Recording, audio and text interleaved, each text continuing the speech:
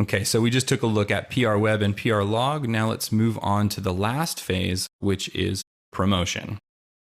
And I really want to make the point again that relationships will make or break any public relation campaign.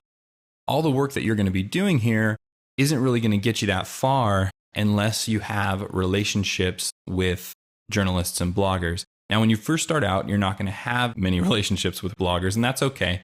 So what I'd like you to do is take a look at our other video about social media. Social media is a great way to get in touch with other bloggers and other news outlets and really start to get involved with them, because the more involved with them you are in social media, the easier it'll be to say, okay, I just submitted a press release, send them a quick tweet, Facebook message, connect with them on LinkedIn, however you want to do it, and let them know, hey, I have some news. Would you mind checking it out? And if they know you from Twitter, from Facebook, or LinkedIn, they're going to be more likely to take a look at it as opposed to the thousands that have just been dumped into their email inbox that day. So definitely connect with people on social media. Always think about adding value.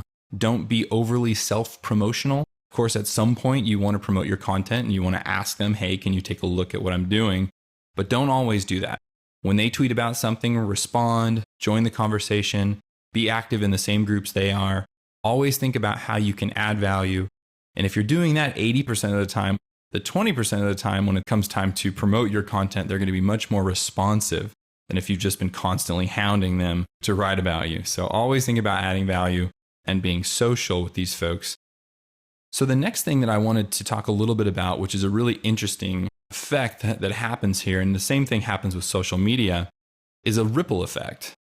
What happens is journalists and bloggers will use Google to find content to write about. So it's interesting when you submit a great press release and then you start using PR to get links and to get authority and your blog starts ranking highly, suddenly you become the source of information, and eventually you don't really need to do that much work to promote your press releases because journalists are already Googling about this information and they'll end up finding you naturally. So it's something to think about as one of the added little hidden benefits of doing online PR and SEO just in particular, is that as you do this, you're going to gain authority, you're going to gain traction. Then journalists are going to jump on Google, they're going to search for what they want to write about, and they're going to find you. So that's a long-term thing to think about. You know, imagine if you've done a press release once a month for a year and you've got these 12 wonderful high authority links coming back, and you know, it's going to do you some good, and you're going to definitely notice journalists picking up your content without you having to do as much legwork. And of course, when they do pick up your content, it's a really good thing to follow them on Twitter, Facebook, etc.